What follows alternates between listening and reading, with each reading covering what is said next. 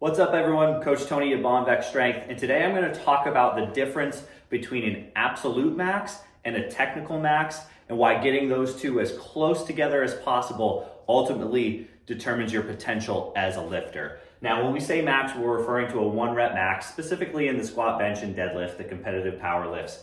And every lifter has some amount of weight that is their absolute max, which is the most weight they can lift regardless of how good or bad their technique is. And then their technical max, which is the most weight that they can lift with what we would call optimal technique. And let's keep in mind, there are lots of different ranges of technique that work. There's a lot of individuality that goes into somebody's squat, bench, and deadlift technique, but there are certain things that are more optimal than others, and there are certain technical errors that we should aim to not have happen because they're gonna limit how much weight we can lift. And I've got this little graphic over here to illustrate the difference between beginners and advanced lifters when it comes to absolute versus technical max.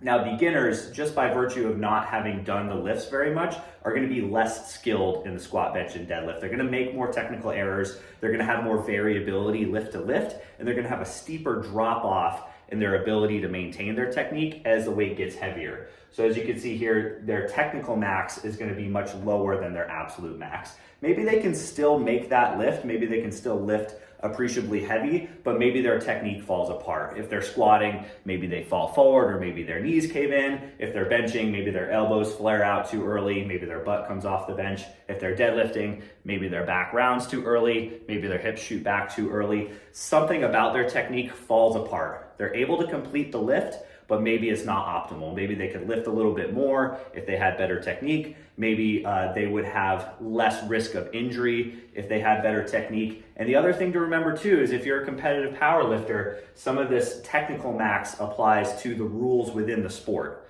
So maybe a beginner lifter can squat a certain amount when they go to depth, but maybe as things get heavier, they start to cut depth higher and higher because they're worried about making the lift. That falls into play as well. So not only are we talking about just the optimal technique to be able to lift weight safely, but also to stay within the rules of the sport.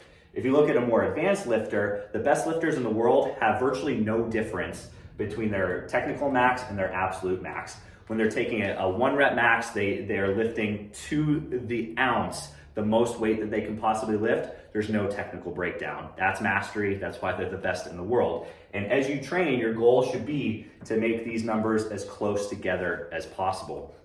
Now, that's not necessarily always going to happen, and there's going to be some degree of technique degradation as you go really heavy, and we expect to see that. We have a certain amount that's acceptable in our eyes as coaches and lifters. We know that not everything's going to be perfect. And in fact, having some training where you kind of walk this line a little bit is really, really important, because as a beginner, if you always stay below your technical max, you may not always make the progress that you need to make.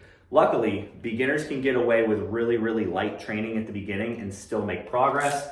The number that we see come up in the research over and over and over again is 40% of their 1 rep max to still make progress. That's stupidly low. But as you kind of wear out those newbie gains and you train on a regular basis and you're not able to make those rapid straight gains anymore, that number is obviously going to go up. But in the beginning, that's why we at Bonvex Strength do not care what weight's on the bar with a beginner lifter, because you're going to make progress even at those very light weights, so we can just hammer away at technique. However, as we start to kind of cross this threshold into more of like a beginner intermediate, or we go from intermediate closer to advanced, the number, the actual percentage of our 1 rep max that we need to train at continues to go up. The better you get, the harder you have to train. That's just the way it is.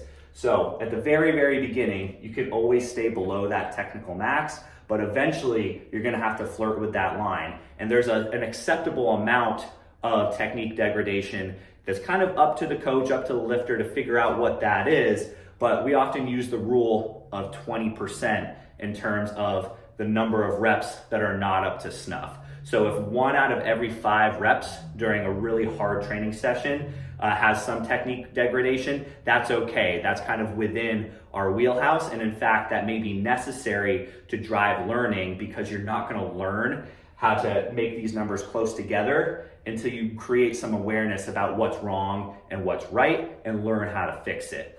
So that 1 out of 5, that 20% rule is something that we often look at when we're coaching our lifters, and to know if we're striking the right balance. If everything's always picture perfect, chances are you're probably training too light, and the more advanced you get, you just can't get away with as much light training anymore. You have to push harder and harder in order to keep the needle moving.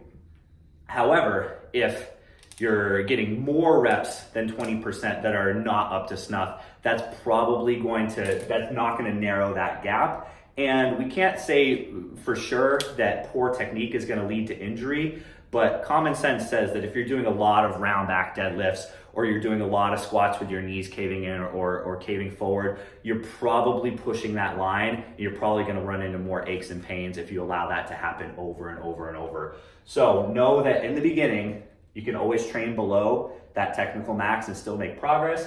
But if we want to jump over towards this advanced side, we got to get those numbers to come together by flirting with that line more often. So use the rule of 20%. We think that's a pretty good benchmark to shoot for, and know that if you want to reach your truest strength potential, you got to get your technical max and your absolute max virtually identical.